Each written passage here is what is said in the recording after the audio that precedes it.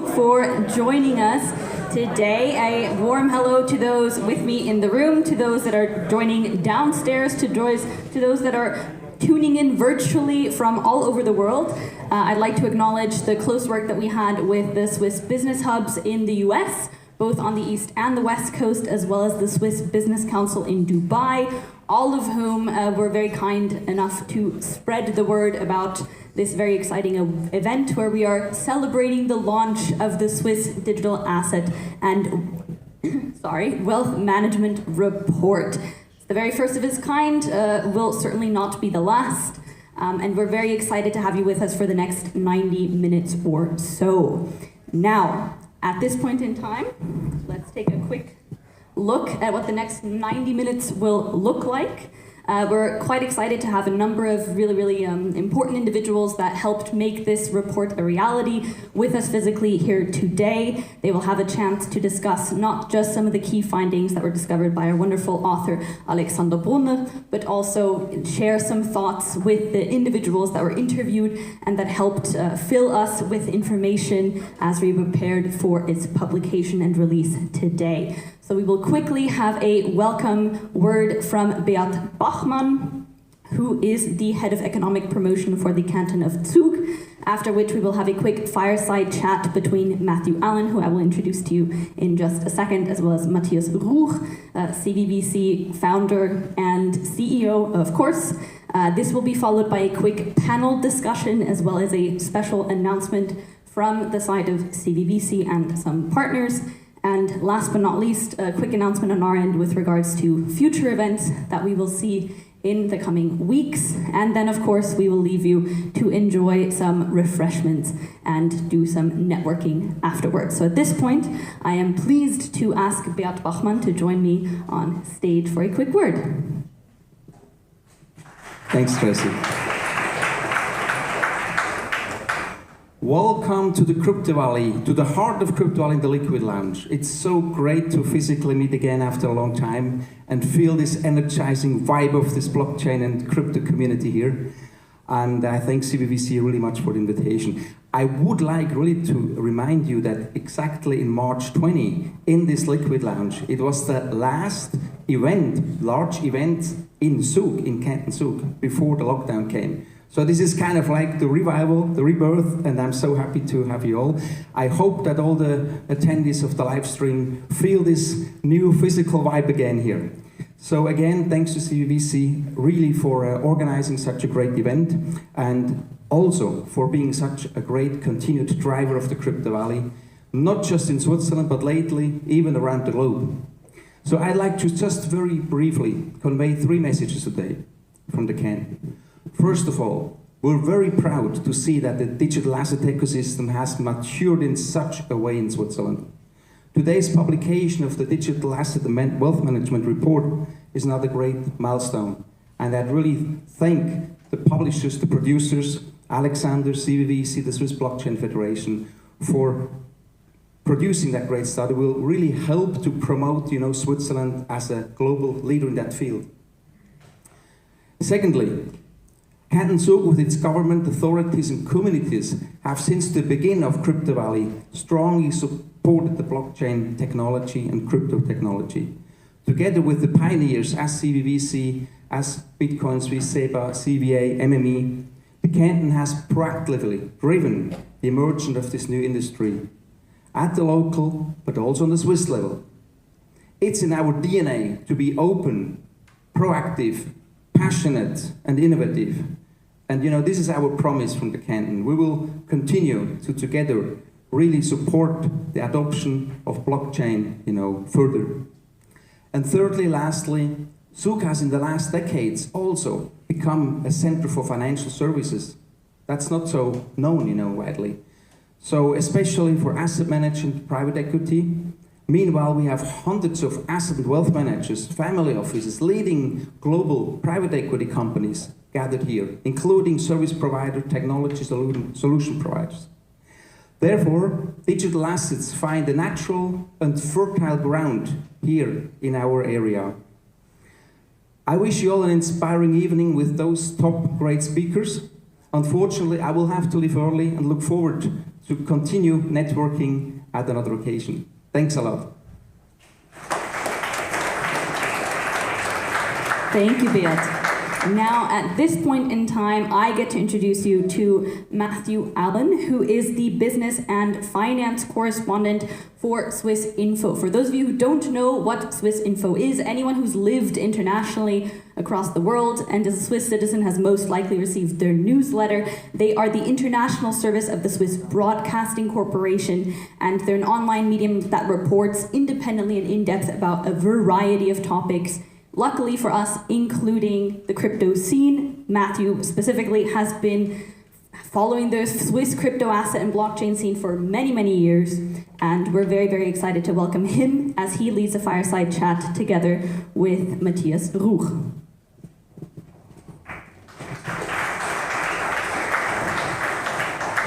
Thanks very much. Very happy to be here. It's great to see you all here as well. So, Matthias Ruch, co-founder of CVVC. Perhaps you could just give us a couple of sentences explaining what CVVC is and what you do. Yes, happy to. So for those who don't know, CVVC stands for Crypto Valley Venture Capital. So the core of our activities is venture capital. It's a VC with a plus. The plus stands for two specialities. Number one is we invest in blockchain startups, so companies that build products and services based on blockchain technology, the bricks and shovels of the space. And the second plus is our ecosystem approach. So we have an operational ecosystem business. It's called CV Labs. That's where we are here today. It's a co-working space. We have our own incubation program. We have advisory services, conferences, events. So we are a VC with an operational ecosystem as attached. Now, I happen to know this isn't the only report that you have done, and quite often you've done them in collaboration with the Swiss Blockchain Federation. There's been a number over the years. So why are you charting this ecosystem, and what other reports have you done before? So for us, the reports is part of our content strategy. And we want to provide insights into the Swiss and global blockchain ecosystem. And it started in 2016-17. That was really the beginning of Crypto Valley, when different numbers about the ecosystem were circulating. The number of companies, the number of employees, the valuation of the companies. And we wanted to make sure to have some sort of a statistic, some sort of a report that can show the growth of the ecosystem. Then we introduced the Top 50 report a few years ago, which is an annual publication where you take a closer look on the 50 most important companies, but also on the whole ecosystem, Crypto Valley, which is Switzerland and Liechtenstein. And now in this tradition, we've created another report series, the Global Report, which has a global take on the ecosystem where we focus on various sectors. We go deeper in the, for example, exchange sector or in the banking sector. And now we want to continue this tradition in the digital asset space. So we're very happy together with Alexander to come up with that series. Well, we're just about to hear from Alexander about the details of that report. It's Digital Assets and Wealth Management in Switzerland 2021. I guess you've had a sneak peek. What are the key takeaways for you? Well, there's many, but my personal key takeaway is, if you look back 1 year or 2 years, but 1 year is enough. If you count the number of players, if you count the number of products then, and if you compare that to today, you can see that it's much more mature. You have many, many more players. It's more diverse. And in the end, for investors, it's good news. You have much more choice. Perfect. Thanks very much, Matthias. Thank you very much.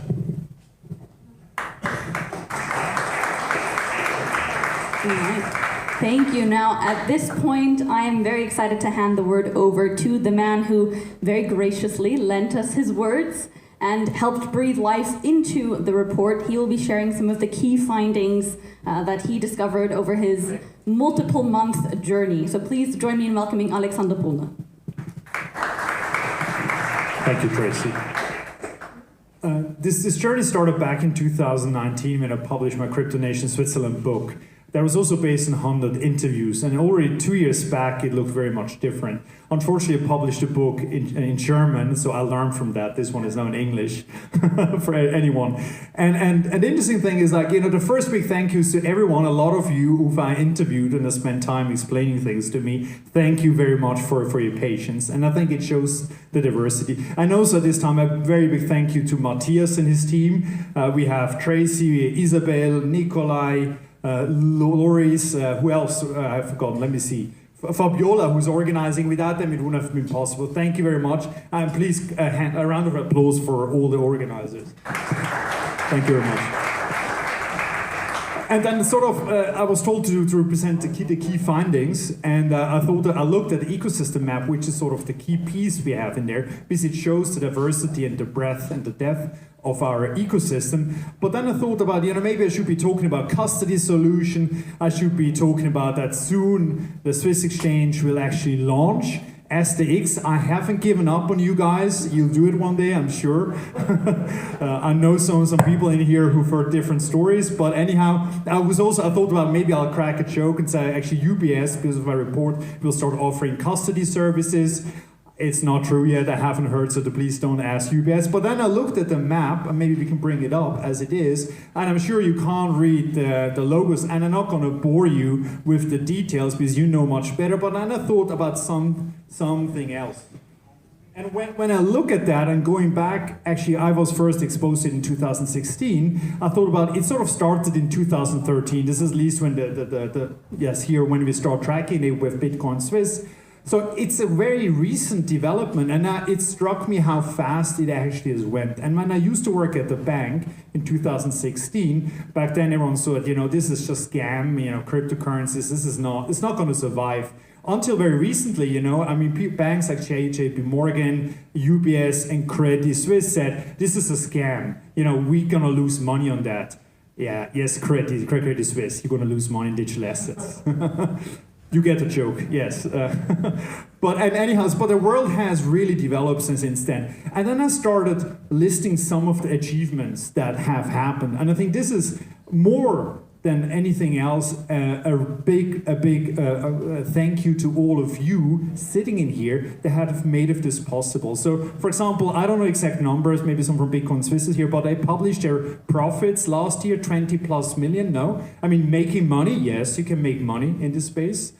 Banks. We had, the biggest news recently, crypto finance group being sold to Deutsche Börse. It's good and bad news, but for a 3-digit million sum, yes, we are growing companies that are really world leading. We have Metaco, who got a $17 million fundraise A. The CVVC, who raised $30 million for the new fund. We have actually Crypto Consulting just told me, Swiss Rec, their new fund, or the fund they have, is above 100 million now, which is a big number. Everyone institutional knows the 3-digit number is important for pension funds and others. We have Bridge Tower Capital setting up shop in Zurich, an American PE firm coming here. We got BBVA, the Spanish bank, launching their digital crypto offering from Switzerland worldwide this year. It's live. They've chosen Switzerland. Obviously, we got Swiss One Capital and Ficas as investment product providers. We got Seba and Signum. And I can go on. Hypothekarbank, Lenzburg, and actually Incor Bank now offering digital asset services to anyone who wants to enter the industry. If you are a bank nowadays, you can do this. You get all the services out there. The service provider, maybe just jump back. You can get everything now. It has been built in recent years, and it's live. And also, I think a very exciting news, 21 Shares got an investment from Katie Wood, from ARK Investment, of the lady who invested in Elon Musk. She invests, and I think they have also 1 billion assets under management nowadays, 21 Shares, is that correct? I don't know. Somewhere Almost two, even better, look at that. Great, well done. Look at that. In US investors investing in the crypto valley, I don't know. If anything else than that, this can be convincing. And then I think we also got leading investors who are coming, are very vocal. We got Francisco Fernandez with Avalok, Ex-Avalok invested in Metaco. He's quoted in the report, he has 2-digit million into cryptocurrencies. Don't call him up and sell him anything, but anyhow, he's a big investor. We got Roger Studer from Fontobel, who is now has his own family office. So this is the big guys are moving in. These are serious investors. Those are not retail investors, and I think that's a big trend. And I think the biggest trend, the biggest news has been very recently happening. When you look at the strength of our crypto value, one of the key attributes that this has been able to develop, and that's also surprising for me as an ex-banker, whoever I asked, they said, oh, we like FINMA. FINMA did a good job. You know, normally if you work in banking, no one likes FINMA, but in the crypto space, everyone loves FINMA. And what has happened? The German regulator hired our CEO of FINMA to teach them to do digital assets in Germany, no? This is what's happening. Mark Branson becoming CEO of Buffin. This is a testimony that he has done a great job and work, no? Otherwise, Buffin wouldn't have hired him. So think about that. So those are all sort of insights that actually show how far we've come. And hello, sorry, that was the mute button. But at the end of the day, if I look at this map, and this is sort of coming to an end, and what I'd like to extend to you, I think if you look at the map, all of you in here should be very, very proud. This is a map that I haven't seen anywhere else. If you talk to American investors, they have, in America, the SEC and CFTC are still arguing if they're in charge or not of digital assets. If you are an investor, you don't like that. You want certainty. If you want to have taxation in the US of your digital assets, good luck. You know, I recently attended a webinar. It's very complicated. In Zug, you can pay taxes with Bitcoin, you know. That shows how powerful that is. And I think that's a tremendous an effort that all of you have done. It's your sweat, your tears, your work over the years, your capital that you've put to work and to make this dream through. This is real. This is not something that is just imaginary. This is happening right here, and you have built it. And with that, I think, coming back to the big banks, who is now publishing crypto and digital asset reports? Goldman Sachs, JP Morgan, Jason Donovan, I think it's Jason Donovan from UBS now writes about crypto, not very enthusiastically, but what is happening, you can't ignore it anymore. And I think the biggest learning from the report is, and what I've experienced is, last year you could still say it's a scam, it's not going to survive, it's not for real. At Consensus, 2 months ago, Ray Dalio, head of Bridgewater Associates, biggest hedge fund in the world, 140 billion plus, says, I own Bitcoin. With that, we're here at the center, and this is just the beginning. But I can tell you what I've seen, technology and finance doesn't develop gradually. It will jump, it will leapfrog, because we have built an ecosystem that can cover and attract much more investors and assets. This is the beginning, and hopefully 1 year down the road, we meet again, and we'll say, this map has grown. Thank you very much.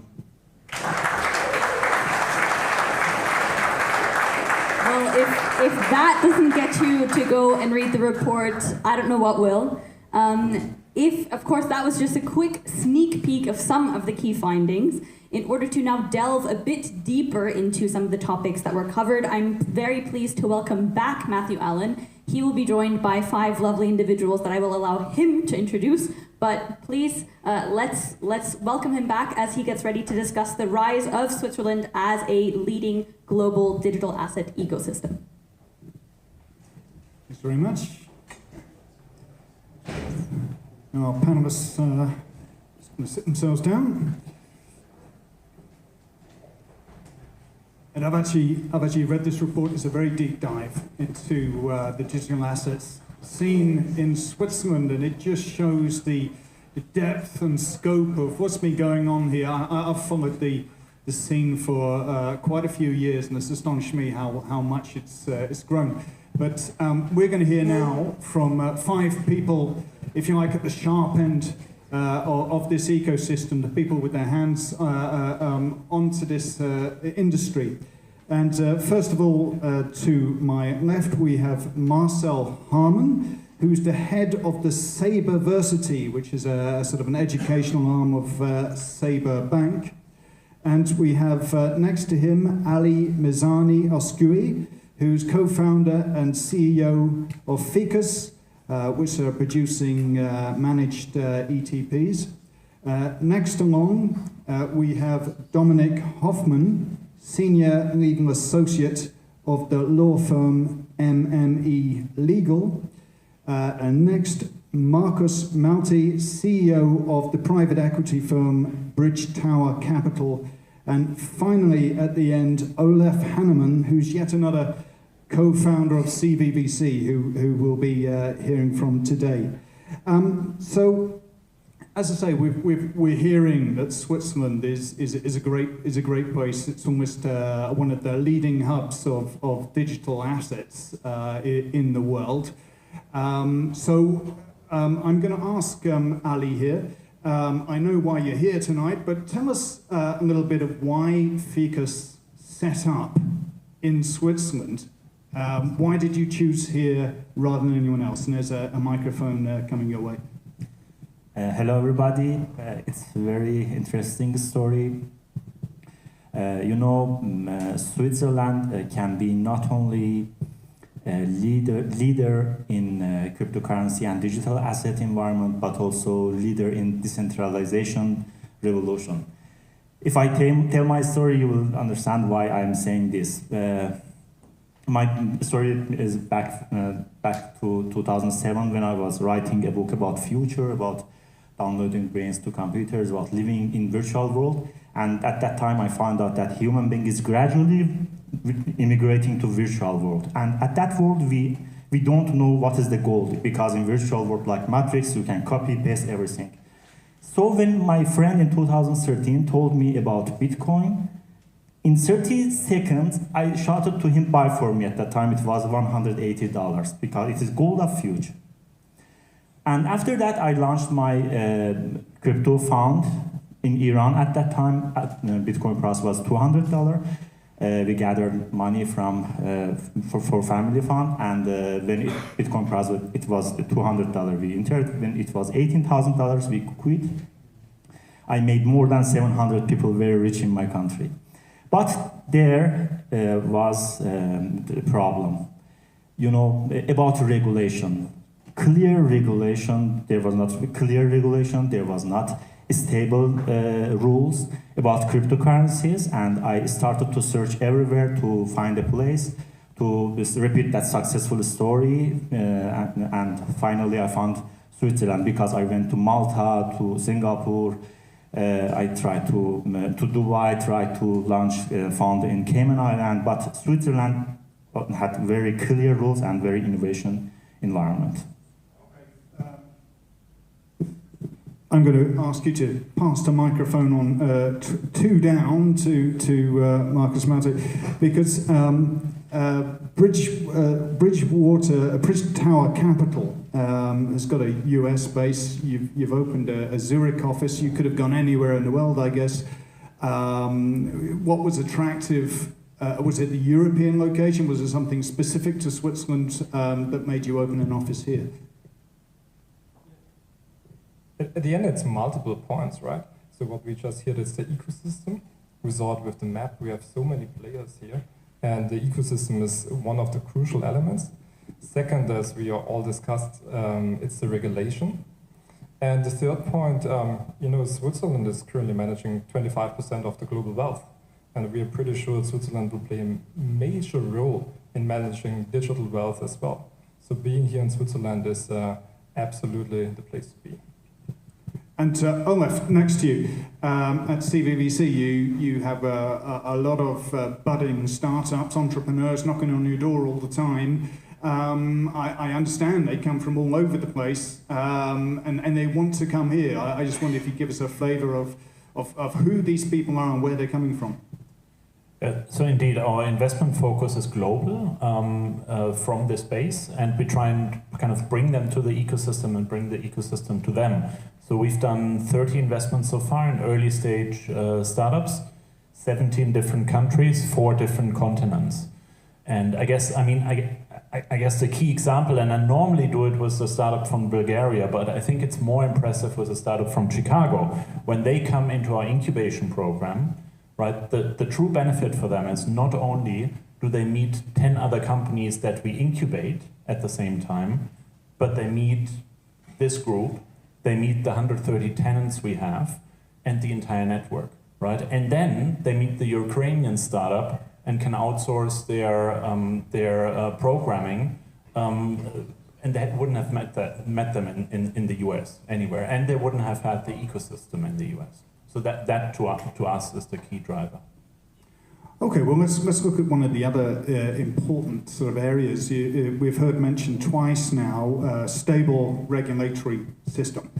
Now, I know the Swiss financial regulator has been very helpful in getting the digital assets scene going, but since then the baton has passed to the lawmakers, the parliaments and government who in almost record time, and believe me, anyone who's watching this from outside of Switzerland, the Swiss legal system, the law-making system through Parliament can go on forever at times, back and forth. But they came up with a series of legal amendments to the business laws, the financial laws, financial infrastructure in almost record time, which is being unrolled as we speak. The first set were around about February, and in a few weeks we're going to get the next set. A comprehensive restructuring of the legal code to integrate blockchain and digital assets into the ecosystem. So, Dominic, you got the microphone, well done. You knew what was coming to you, didn't you? You must have picked over these legal amendments. I mean, what are the key points? Where specifically does this really help the ecosystem?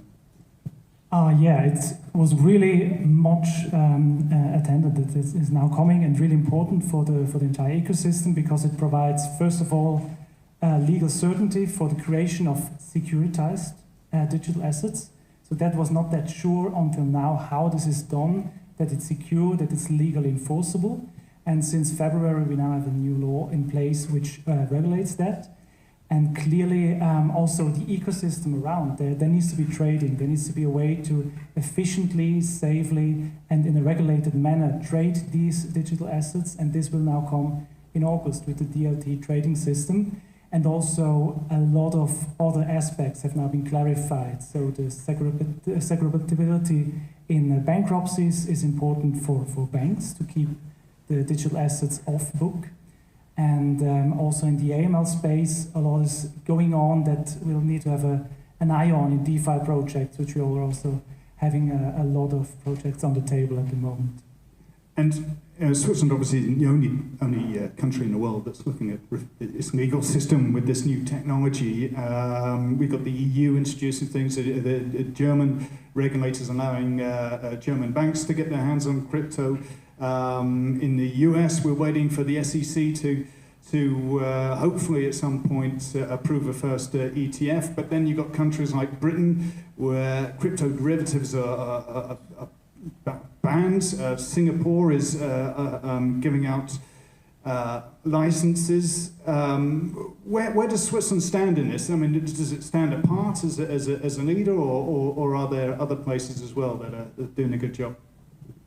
I think other places are coming at the moment, so there a lot of attention has been also now come to this place, so this whole area. But still, Switzerland is spearheading. So it's the most, I would say, most sophisticated law that has been passed on that, and it covers almost everything, the entire ecosystem.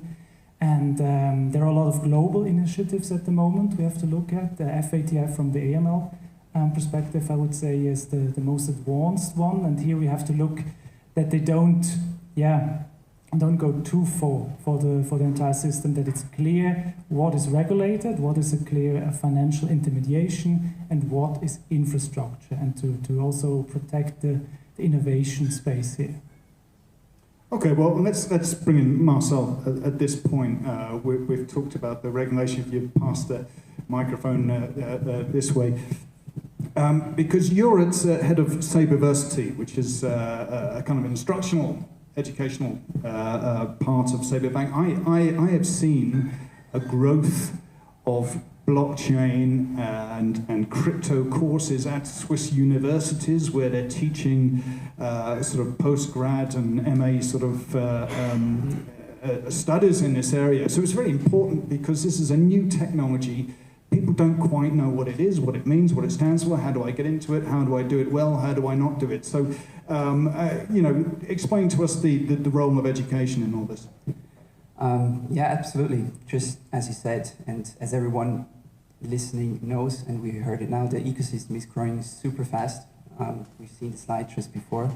And I think education takes an integral part for various reasons. First of all, we want to bridge the traditional finance with the crypto finance, and we need to get them up to speed, right? We need them to get over the bridge, and I think education is key for that. But also for talents, we're growing super fast, and the companies are hiring, and they need to hire people who do understand blockchain technology. And those talents are missing, and basically we need to educate them to come here and learn about blockchain technology, cryptocurrency, and then we can successfully go into the future. So basically, you're trying to educate the workforce. You're trying to reskill people. I don't know if you have broken bankers turning up at your doors, or people fed up with Parada Plus. Do you also educate sort of the mom and pop investor, or are you looking more institutional? Do you try and educate seasoned traders as well? I mean, what's the range of people you look at? So it's pretty much everything you mentioned. Maybe 2-3 years ago, it was just the individual who was interested in blockchain technology, but this has changed drastically. Also at the university level, at SEBA we have, of course, institutional clients and also banks. We can then educate the whole teams. They come to us, we educate them, but also at the university, we just launched a crypto finance further education course, and the people who are joining are owners of private banks, board members, high-level, C-level people from multinational companies as well. So it's really diverse, and the people who are joined, they understand that it's important that they stay ahead of the curve. So that's why they join. Well, it was quite incredible a few years ago when this space first started taking off, and all these blockchain companies were setting up with initial coin offerings and stuff. And first of all, there was a small trickle of well-known executive bankers who were jacking in their jobs and basically setting up their own crypto companies, and then that trickle almost became a flood, and now it's difficult to tell between the digital asset banker and the grey suits at Paradaplatz, if you like. But another thing that's happened is the type of investor, the type of person trading and putting their money into this ecosystem has changed. It all started with Bitcoin, with the money for the people, anyone can get their hand on it. Now we're seeing institutional investors, so I hear, who are putting their money into it. I'll start with you, Ali, and I'll just ask you, I mean, who is investing in your ETPs? Our ETP is for retail, but now institutionals also come. And as I mentioned 2 years ago, I had several predictions about Bitcoin price, 5 predictions with mathematical models. And this model show that at the end of this year, total market cap of cryptocurrency will be between $8 trillion to $13 trillion. And this shows that I named this Bitcoin World War. It's the first Bitcoin World War, or Bitcoin World Competition that have started with institutionals. We are already in this competition, but next year, from 2025, another competition, big competition, will start among governments, and they have to buy Bitcoin. We don't have time enough to explain this, but the next step will be governments will come. Now, at the moment, time is for institutionals. Retail who has already came, but now a lot of institutionals are coming. Okay, so let's ask Marcus Maute as well. Is that right now? We just heard that the sort of the retail, the mom and pop investor has had their day, and now I'm hearing, what is it? The family office, the hedge fund. I don't know. Maybe boring traditional banks as well. I don't know. Maybe you can tell us. Are heading this way. Is that what you're seeing? Exactly. So I think. And we mentioned education, right? Education is a super critical point in this whole process. And I think all of us, we already did a great job with educating a lot of people. And what we currently see also at the large investment banks, they understand the topic very, very good. And they also recognize that it's not only Bitcoin, as great as Bitcoin is, but the underlying technology, the blockchain, is a global business. So there's no Swiss blockchain, there's no German blockchain or something. A blockchain is always a global business. And these large institutions, they recognize that. So they are currently very interested in participating in these global new businesses. It's kind of it's a strange one for me to get my head around in some ways, because you're talking about a blockchain, decentralization, decentralized finance. That always conjures up the image in my head.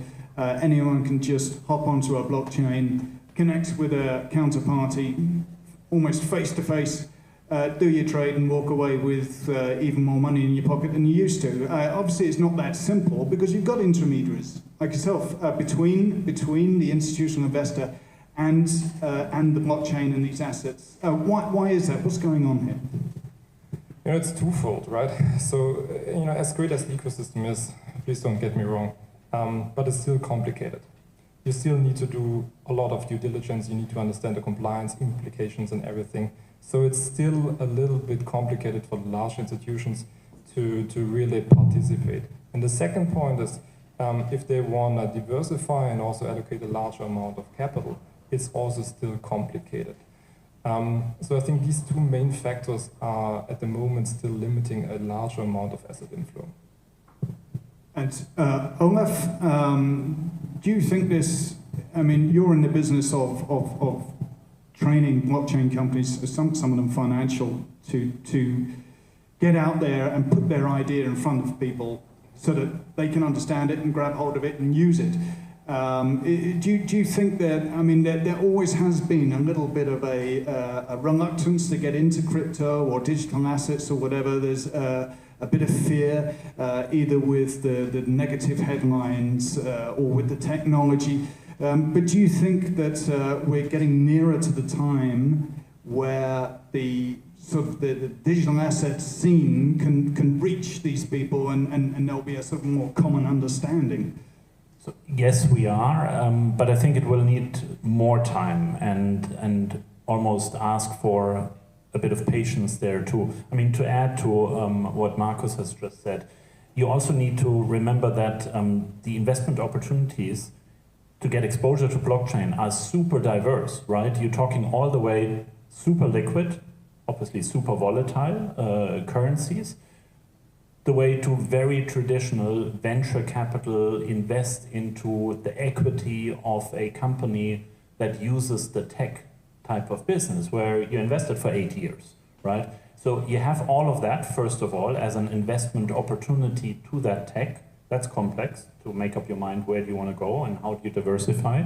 And then second, on top of that, you have token business models, and you couple that with underlying equity and the dynamic between a token business model and an equity business model. Again, an additional layer of complexity. So I think all of that will need time. It will need experts that help us due diligence, understand the risks properly.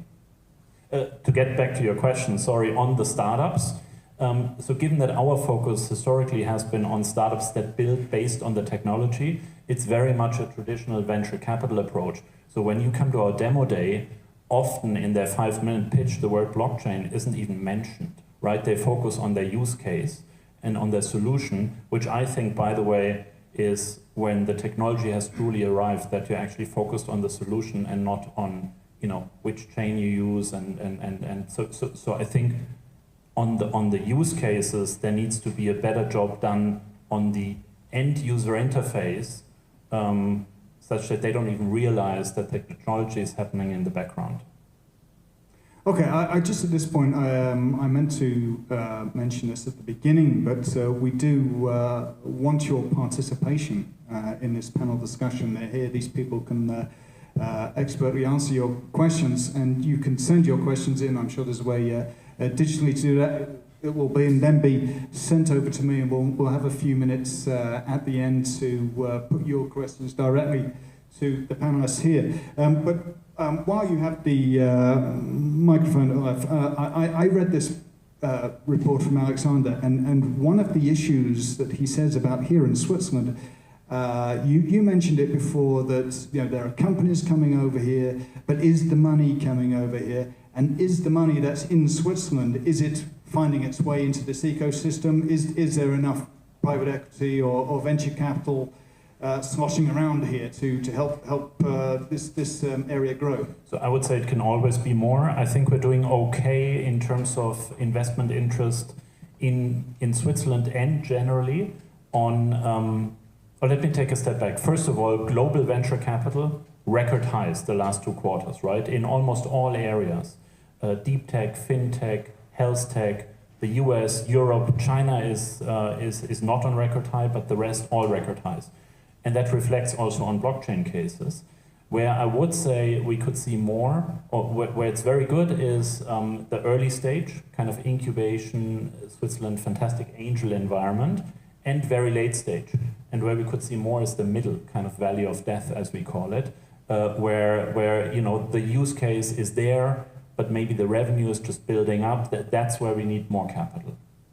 And Marcus, where's Bridge Tower's money going? Your private equity money? Is it? I mean, what are you looking for? And I mean, presumably you're building up your pot all the time and looking for new opportunities with your investors. But what are you looking for, and where do you think you'll be going with that money? So it's threefold. We are looking at the pure private equity side, mostly currently at companies somehow related to the digital security space in multiple jurisdictions, but this is one of our focus areas, digital securities. We invested in for example, Alchex, a security token exchange in the UK, and this is a private equity focus. Then we also have a blockchain focus, so we're investing into the larger foundational protocols, as well as some aspiring new protocols, to mention one, Terra from South Korea. And then we have the third arm where we're also doing venture capital investments, and there we are currently looking at the Brazilian market. So we are currently doing a lot of investments in Brazil, also around Bitcoin, as we see a huge adoption in that area. So with the venture capital, we are focusing more on the emerging markets. Okay, well, let's have a look at that's where we are. Let's have a look at where we might be in a few years, and we'll go back to Dominic here because one of the new pieces of legislation to come out in just 2 or 3 weeks is going to be the creation of a new type of DLT trading venue license, which promises to bring basically DLT exchanges into Switzerland.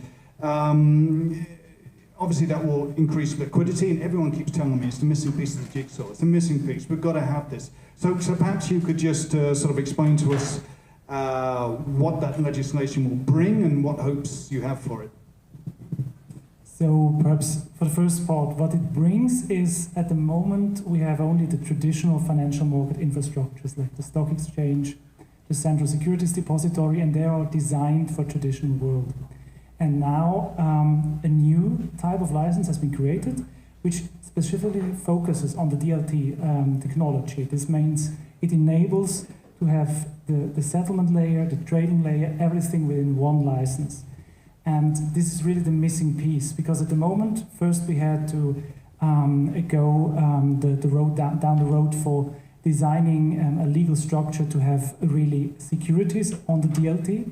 And now we need to have the ecosystem to implement all this. And the next important step here for the entire ecosystem and all the players which are looking for such a license is to approach the regulator and to go into discussions about the practice, how to implement things. Because still there is, of course, a reference to existing concepts, and we also have a lot of interested people and entities which want to go for that license. And for instance, they ask, can we use DeFi technology, but being regulated, but mostly really take these innovative approaches to this license, and all these questions need now to be discussed with the regulator. But as we have seen, the regulator is very open, has a lot of skills in this regard, so I'm very positive that this will be a changing moment here in Switzerland. And Ali, obviously this is going to have an impact for you. You list your ETPs on the Swiss Stock Exchange and in Germany as well, on the sort of the regular exchanges. What would it mean to you and to your company and what you're about if we had a DLT trading venue as well? Is that something you're very much looking forward to? Our main goal is to bring traditional market to crypto market. The traditional people who don't know cryptocurrency and want to invest in it, and they need somebody to support them. So for us, current regulations are enough. But from that aspect, for Switzerland, we need more regulations, especially in security tokens. Also, security token exchange. Still in the world, there is no exchange for security tokens, and this kind of promoting regulation can help this area also. Okay, well, perhaps I'll put the same question to Marcus as well. A DLT exchange is probably going to be a bit more than just a Coinbase. It's going to be something where you can both trade the likes of Bitcoin and tokenized shares and all the other digital assets that go into it. Is this something that Bridge Tower is looking forward to? Is it going to sort of break the dam, as it were, for your business as well? Yeah, at the end, we are all searching currently for the liquidity, right? So I think finding a way to get liquidity into these markets is key at the moment. And I think we need to start it somewhere. My personal opinion, right? I think we need to have also some kind of permissioned markets at the moment, where all the partners are known to each other. So we have more or less a network of family offices which are trading with each other.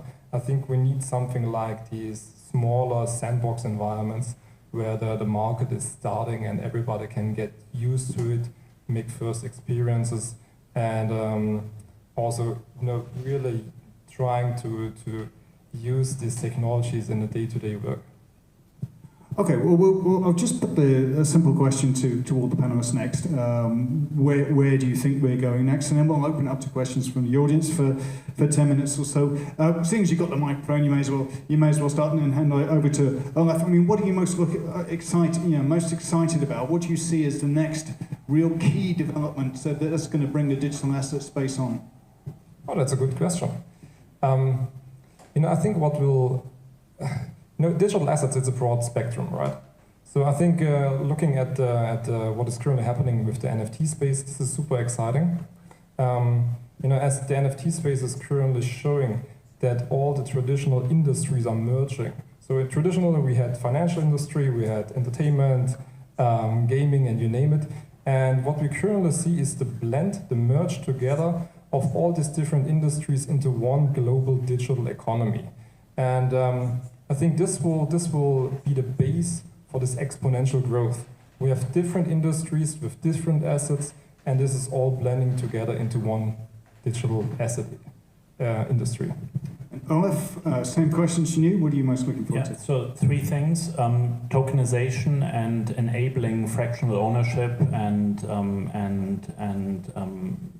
giving investors more choice and more freedom. That's one.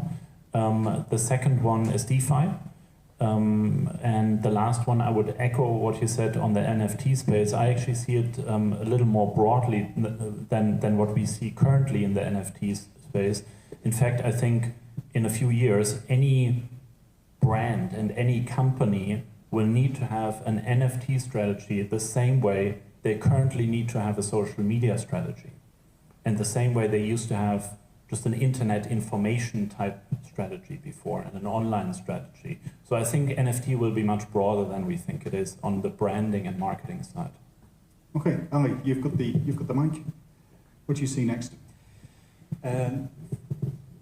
NFT technology also, you know, I want to go a little beyond the digital asset. I want to talk about a little bit decentralization. You know, nowadays a lot of companies get more power because of technology, because they get more information from people like Facebook, like Google. So the main target of decentralization is, it has been started from money, but it will go to the power, decentralization of the power. It is very, very important point, because, and with new technologies like proof of space, proof of storage, we see in some projects like Chia Network project, we will be able to have decentralized social medias, decentralized search engines, decentralized OS, decentralized governments, decentralized, you know, these are very important things that in the far future we will see. But at the moment, some trends like DAO, like NFT technologies are trend at the moment. Okay. Then I'll ask Marcel, what are you going to be teaching people? What do you think is going to be the big mover next? I believe in DeFi, but multi-chain DeFi. So imagine Uniswap, but not just Ethereum based. So you can actually swap Bitcoin against native Ethereum and all other chains. So multi-chain DeFi, I would say, and you combine that with governments that join the race, like El Salvador. I think this will really be the power for exponential growth. But at the same time, then you have other countries that will start bashing cryptocurrencies because they want to push their CBDC. So we'll see. Dominic? For me, it's really, we got a great tool now with this new legislation, and we must leverage this tool as an entire ecosystem. So creating the standards that are required. So when it's about that the ledger needs to be transparent, the integrity must be provided, to have really standards technical-wise, and to discuss and define the practice with the regulator for all the still open words and open formulations within these laws. Okay, so let's throw it open to the audience. If there's anyone there, we'll put your hand up. We'll hand you a mic if you'd like to ask a question to any of the panelists. Well, if there's no one there straight away, I've got one which has been handed into me here. Have a little think about it, because this one is directed to Marcus. What is Bridge Tower Capital's feeling on staking and DeFi? Is this one of your key focuses? Yeah, exactly. So we are currently running validator nodes. Proof of work, right? Bitcoin, you need a lot of devices in parallel. So there's very energy intensive ASIC devices. And with proof of stake, and we currently see a lot of third generation blockchains migrating to proof of stake, you need 99.98% less energy. So this is significant. So all the compliance we currently see with Bitcoin mining, I think this will be a huge booster for the proof of stake consensus algorithm. And we also selected Switzerland strategically to run our validator nodes. So we are actively supporting these blockchains like Polkadot, Ethereum in the future, Helium, and a lot of others with our validator nodes, with our hardware here in Switzerland, as we think the jurisdiction is perfect to govern, to participate in the governance process of these blockchains, and also from a sustainable point of view. A A lot of data centers here in Switzerland, they have their energy mix they are consuming. There's a huge amount of renewable energies. So this is one of our goals, to also have these validator nodes run by renewable energies, and by that you can have a sustainable blockchain network. And to answer your second question, what we are currently doing, we're taking all our commissions we receive from the staking services, and we are deploying it into DeFi. So there are a couple of decentralized exchanges now on the Cosmos ecosystem, and we have become one of the largest LP on these decentralized exchanges. And this is super exciting, and we are absolutely looking forward to discover and explore the DeFi space more. Audience, yes, I see hands, so we'll hand the microphone over.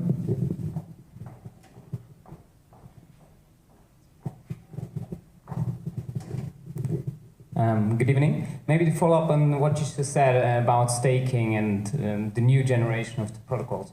On the one hand side, we see more institutional money flowing into the crypto space, or at least it's a very strong assumption. And I would say 95% of these institutional investors will also invest in Bitcoin, as it's just the cryptocurrency at the moment. It's everyone knows it, and it's the digital gold. However, you also see that on the institutional side that ESG constraints are getting bigger. And obviously with the proof of work, you don't have the best energy consumption there is. So do you feel that the institutional money will actually flow into other assets than just Bitcoin? And which one would it be? Is it Ethereum 2.0 with the proof of stake? Or do you think that this will actually not impact the flow of institutional money into the crypto area? Marcus will take that. Really quick, yeah, you're completely right. You know, at the moment, everybody knows Bitcoin. And again, on a personal note, I'm always comparing Bitcoin like an old-timer. You know, an old-timer is a very great car, it works, it still needs a lot of gas, but from time to time you're taking it out of your cold garage and you're driving around, and if you want to use it, then it needs to work immediately. But Bitcoin is not really helpful for transporting a lot of people, so you need modern technologies like a Tesla car or whatever to really mass transportate people. And you know, to come to your question, I think a lot of people are currently realizing there's technology, there's Bitcoin, the investment, but there's also the technology behind. And the Bitcoin blockchain itself is just an older version. And we will see the DeFi space and everything just happening on blockchains like Ethereum. You know, you see the scaling solutions like Scale and Polygon, but you also have different blockchains like Algorand. So to answer your question, we currently see a lot of adoption and interest in Algorand itself, mainly in the US.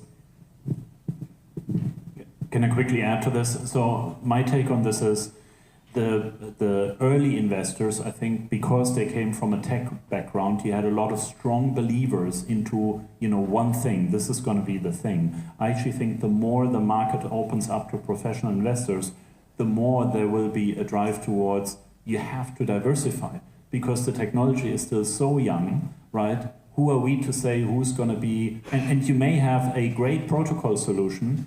If you're not finding the right apps to build on your protocol, you know, doesn't get you far. So I think the more professional investors come in, the more diversification you will see.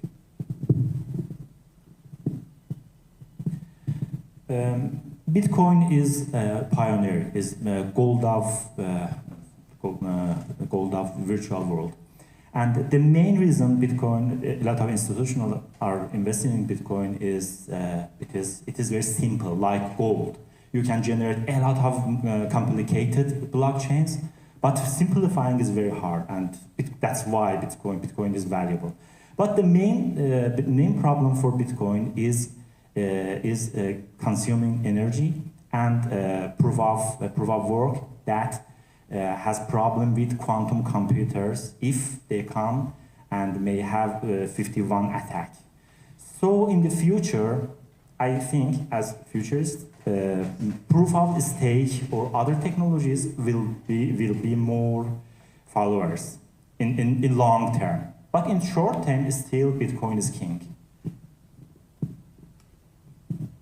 You can answer if you want, you don't have to. So I would say Bitcoin is still king, although you want to diversify your portfolio, and proof of stake is a really good place where you want to go for the future. So there are a couple of protocols here in the Crypto Valley located here with their foundation. It's a good start, and yeah, just go from there. Okay, I've got one question here, then someone's going to have to give me a signal whether we're out of time with a sort of a Roman-style thumbs up or thumbs down. But questions, Dominic, quickly. New DLT exchanges, can you see any problem with these exchanges being able to offer their services to clients outside of Switzerland, say the US, for example? Of course, it's a cross-border issue. So always when you offer financial services to another jurisdiction, you would also have to check in this case, from the US side. What does this mean? Is this still or already an active offer from the US side? Is this regulated in the US? Do you have to follow the US regulations in this regard?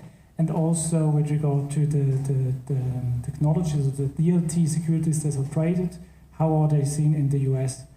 But I think this will be one of the key questions once things are settled in Switzerland. Switzerland is here like the spearhead to look around globally how this is done, because in the traditional world it's actually a similar case. It's just already solved. There are these corporations between the big financial market infrastructures globally, and therefore you have to look about that. That's interesting. So to start with, a DLT trading system would be looking at Swiss clients and then expanding outside depending on what the regulation happens to be in any one country. Okay. Of course, it would need to do this cross-border check to look where you can approach clients properly. Okay. Okay. I've got one more question. Anyone from the audience here physically? Yes. Continuing on the question around exchanges, how far are we away from security tokens being live and traded, on a secondary market? Sorry, I have not understood the last word properly. Sorry, just acoustic. When are we going to have a regulated digital asset exchange for security tokens? And if you think that might be far or closer to the future, what's missing to get there? Since there was a lot of promises in the last couple of years that we are going to get that, the legislation has been changed now, and how far are we away from having it? So I would say we are quite near. So at the moment, the point is we have the new legislation running from, or in effect from August 1st, and then the processes are beginning with FINMA. It is a rather substantial license, so there will be, I would guess, about half a year to a year until the first ones will be licensed. Right, that's what we got time for at the moment, so I will thank my audience, my panel, Marcel Harman, Ali Mizani Oskui, Dominic Hoffman, Marcus Melter, and Olaf Harman. Thank you very much, and thank you for listening.